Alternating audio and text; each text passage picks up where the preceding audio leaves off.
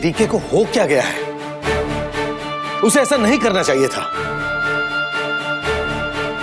पहले उसने वृंदा की इज्जत पर हाथ डाला और उसके बाद उसे भगाने के लिए क्या क्या पैंतरे कर रहा है ताकि हम सबको उस पर गुस्सा आए और हम उसे घर से बाहर निकाल दें। और वो उसके माँ बाप उसे भी पकड़ कर ले आया पैसे खिलाकर झूठ बुलवाने के लिए। उसे यह बात क्यों नहीं समझ में आ रही कि अगर वृंदा घर से चली गई तो फिर से हमारे लिए प्रॉब्लम खड़ी हो सकती है। संध्या की बहनें अभी भी कहीं आसपास होंगी। अगर उन्होंने वृंदा को बाहर जाते हुए देखा तो हमारी सारी की सारी सच्चाई पता चल जाएगी उन्हें। क्यों नहीं समझ में आ रहा बेवकूफ को?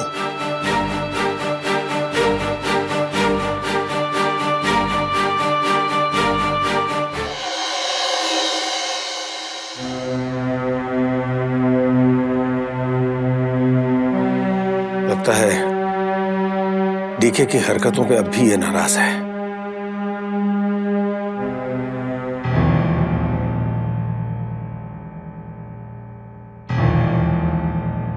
अगर आप बुरा ना माने तो एक बात कहूं, आखिर कब तक हम युवराज के लिए अपनी खुशियों को दांव पे लगाते रहेंगे? क्या मतलब है तुम्हारा? मतलब आप अच्छी तरह से जानते हैं पंकज जी। आखिर कब तक हम अपनी सारी दौलत को यूं ही लुटाते रहेंगे? युवराज और वहिनी साहब दोनों बिना किसी से पूछे सारी दौलत लुटाने पर तुले हुए हैं, जबकि इस दौलत पर, इस प्रॉपर्टी पर हमारा और हमारे बच्चों का उतना ही हक बनता है जितना कि युवराज का। वो 2 कौड़ी की लड़की वृंदा, वो जो डिमांड करती है वहिनी साहब बिना किसी से सलाह मशवरा किए उसकी सारी डिमांड्स पूरी करती जा रही है। युवराज दुखी है तो हमारे सारे त्योहार मातम बन जाते हैं, और युवराज खुश है तो बिना किसी वजह के, बिना किसी त्योहार के हम पार्टियां मनाते हैं। आखिर हमारा इस घर में कोई वजूद है या नहीं? Shut up! Shut up! जो कुछ भी तुमने कहा है आखिरी बार कहा है। अगर दोबारा कहा तो तुम्हारा भी वही हश्र होगा जो सुनीता का हुआ है।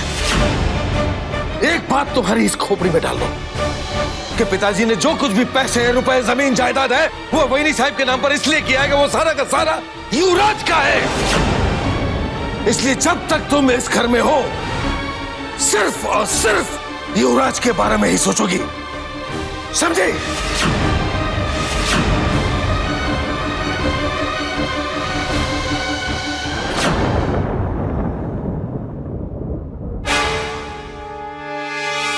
बहुत सोच लिया, मैं सुनीता नहीं हूं जो चुपचाप बैठ जाऊंगी।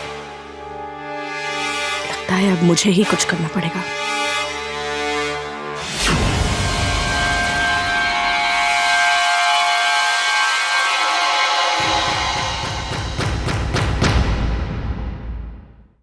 आप लोगों को इस तरह से वापस नहीं आना चाहिए था। वहां रुककर हम करते तो भी क्या करते? 2 बार उस घर में गए, दोनों बार अलग अलग तरीके से जलील किया, चोरी का इल्जाम लगाया हम पर। वो तो मेरा नसीब अच्छा था कि वो मेरे पर्स में अंगूठी नहीं मिली, वरना वो लोग तो हमें जेल में भेज देते। साक्षी कुछ और दिन वहां रहना चाहती थी, मैं ही उसे समझा बुझा कर यहाँ ले आई। नहीं वो लोग हम पर कुछ इल्जाम डाल देते या फिर हमें लेकिन क्या हम लोग उनके खिलाफ कुछ भी नहीं कर सकते? वो लोग हम पर अत्याचार पे अत्याचार किए जा रहे हैं और हम लोग ऐसे चुपचाप बैठे रहेंगे? नहीं जीजू, चुपचाप तो बैठे नहीं रहेंगे, लेकिन इमोशनल होकर फिर से उन लोगों पर अटैक भी नहीं करेंगे। मैंने इंस्पेक्टर भोसले को बुलाया है, उनके साथ ही डिस्कस कर लेते हैं। एक बात तो कंफर्म है, वो लड़की जो संध्या जैसी दिखती है वो हमारी संध्या नहीं है। आपको पता है जीजू, उन सब के साथ मिलकर उस लड़की ने भी ताई की तलाशी लेने के लिए कहा था।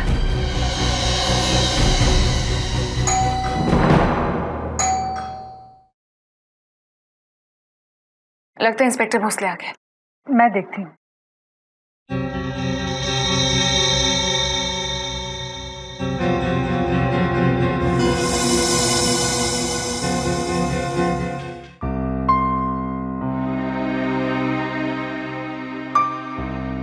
ये घर किसका है? ये घर भी मेरा ही है। यहाँ ग्वालियर में मैं इसे गेस्ट हाउस की तरह यूज करती हूँ। कानूनन मैं ग्वालियर नहीं आ सकती ना। गायत्री जी, बस थोड़ा इंतजार और के बाद आपको इस तरह यहाँ छुप छुप के आने की जरूरत नहीं पड़ेगी। आप पूरी इज्जत के साथ अपने शहर ग्वालियर में रह पाएंगे, वो भी अपने पति के साथ।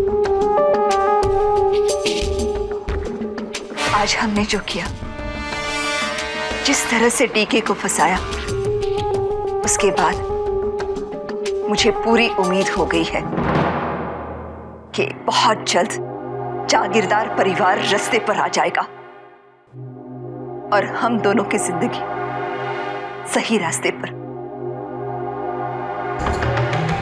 उन लोगों ने सिर्फ मेरी बेबसी देखी, लेकिन अब वो मेरा बदला देखेंगे। अब उनकी घड़ियां वक्त नहीं, पूरा वक्त दिखाएगी। लेकिन हमें एक काम और करना होगा, किसी भी तरह पंकज अंकल को उस घर से, उस परिवार से दूर भेजना होगा, क्योंकि अगर वो वहां से बाहर हो जाते हैं तो डीके को तोड़ना और भी आसान हो जाएगा। तुम चिंता मत करो संध्या, मैंने उसका ऐसा इंतजाम किया है कि खुद ब खुद शहर छोड़कर भाग जाएगा। अब उनका बुरा वक्त शुरू हो गया है, और जब बुरा वक्त आता है ना, तो चारों तरफ से आता है। घर, ऑफिस, बिजनेस, हम उन्हें कहीं भी चैन से जीने नहीं देंगे। जहां जाएंगे मुंह की खाएंगे। उन्हें ये समझ में ही नहीं आएगा कि उनके साथ हो क्या रहा है, और जब तक कुछ समझ पाएंगे तब तक वो लोग कहीं के नहीं रहेंगे। गायत्री जी, जब पाप का घड़ा भरता है तो आवाज नहीं होती, लेकिन जब फटता है बहुत जोर का धमाका होता है। और इन सब के जीवन में भी ऐसा ही धमाका होगा, हर रोज होगा।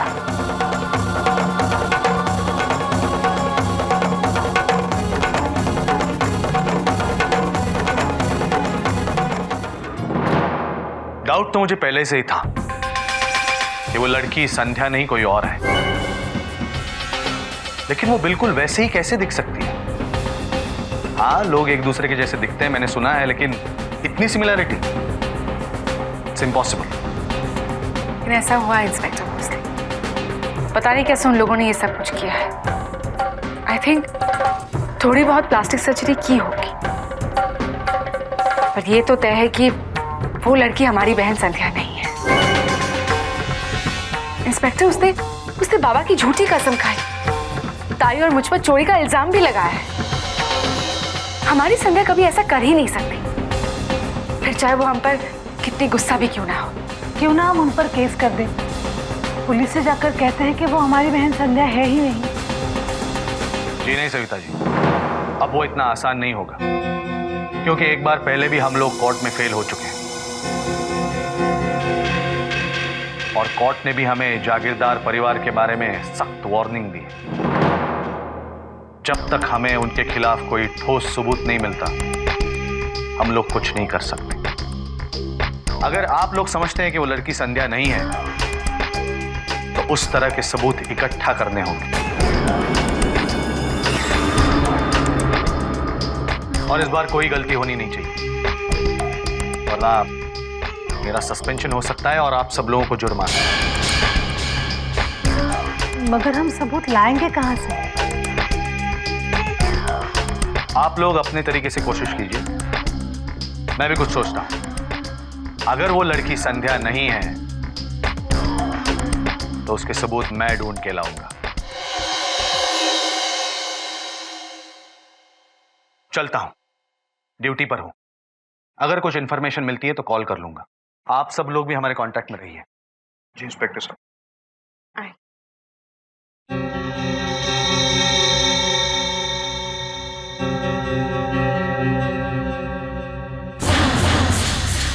आ गई तुम? कहाँ गई थी? उनका दिमाग घूम रहा है, इसलिए मंदिर गई थी। साला उधर भी शांति नहीं मिली। क्या हुआ? इतनी परेशान क्यों लग रही हो? कुछ नहीं, ऐसे ही। अरे बताओ ना क्या हुआ? देख, अभी अपन को इधर नहीं रहने का है। अपन का हिसाब करो और मेरे को इधर से जाने को दो। अरे तुम ऐसे अचानक जाने की बात क्यों कर रही हो? हुआ क्या है, कुछ तो बताओ। देख चिकने, अपन तेरे से एक बात पूछेगी, तू बुरा तो नहीं मानेगा ना? पूछो। आप एक बात बता मेरे को, साला ये तुम्हारे घर पे जो ये पंटर लोग हैं, तेरा सगे वाला है, फैमिली वाला है, कि इनको भी अपन के मापिक उठा के लाया था? क्या आप बकवास कर रही हो? ये सब मेरे घर वाले हैं, सब कुछ है मेरे लिए। अरे ये सब मुझ पर जान छिड़कते हैं और मैं भी इनके लिए कुछ भी कर सकता हूँ। जान छिड़कता है? साला अपन को तो लगता है तेरा जख्म पे नमक छिड़कता है लोग। चलो अपन काई को तुम लोग का पंगा में टांग अड़ाएगा फालतू में। अपन को क्या लेना देना तुम लोग का हिस्ट्री केमिस्ट्री से? अपन को बस जाने दो इधर से। अरे तुम बार बार जाने की बात क्यों करती हो? हुआ क्या है वृंदा? घर में किसी ने कुछ कहा तुमसे? चुप क्यों हो? कुछ तो बताओ। अब जाने दे रहे अभी। नो, टेल मी, क्या हुआ? घर में किसी ने कुछ कहा? देख चिक, अपन से तो किसी ने कुछ नहीं कहा, लेकिन किसी ने किसी से फोन पे जो बोला ना, अपन की तो साली घंटी बज गई, इसीलिए मंदिर में घंटी बजाने गई थी। अरे तुम साफ साफ बताओगी क्या हुआ? ये फोन पे किसने किससे क्या कहा? तुम क्या बोल रही हो?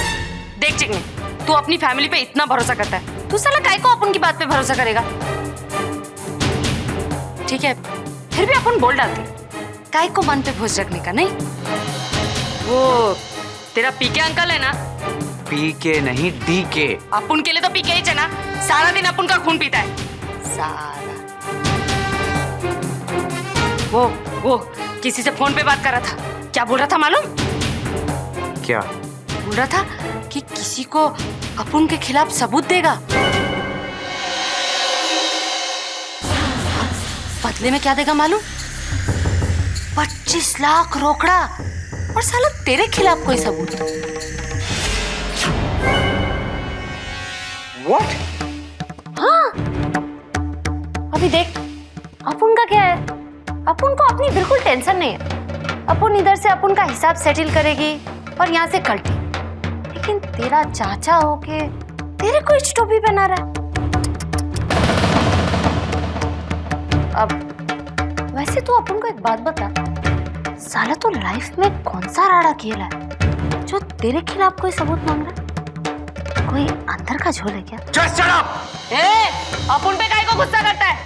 मैं बोली थी कुछ नहीं बोलेगी। साला अपन को क्या लेना देना तुम लोग का चाचा भतीजा के चक्कर में? अपन तो चला, वो आंटी जी मम्मी जी से हिसाब करेगी और सबको टाटा बाय बाय। वृंदा एक minute, Vrinda look, I'm really sorry. मैं तुम पे गुस्सा नहीं था, वो मैं डीके चाचू के बारे में सोच रहा था। वो ऐसा कैसे कर सकते हैं वृंदा? मालूम था अपन को मालूम ही था। साला तू अपनी बात पे कभी भरोसा नहीं करेगा, लेकिन तू अपनी आंखों से देखेगा तो तेरे को भरोसा होगा ना? चल, अभी मैं तेरे को दिखाएगी तेरे वो डीके अंकल का लाइव टेलीकास्ट जागीरदार स्टेडियम से। चल।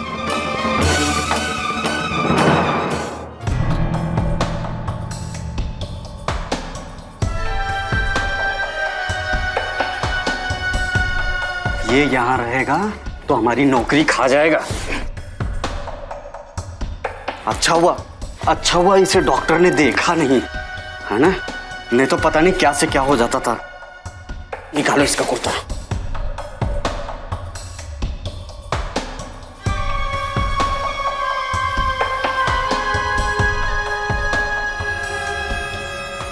हो गया, अब चलिए उठाते हैं इसे और कहीं फेंक कर आते हैं।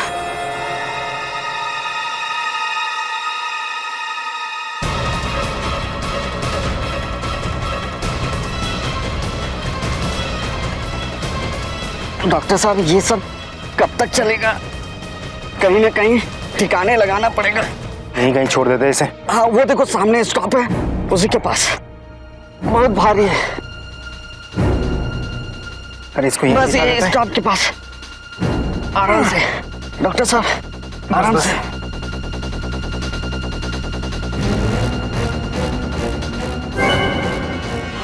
चलिए डॉक्टर साहब।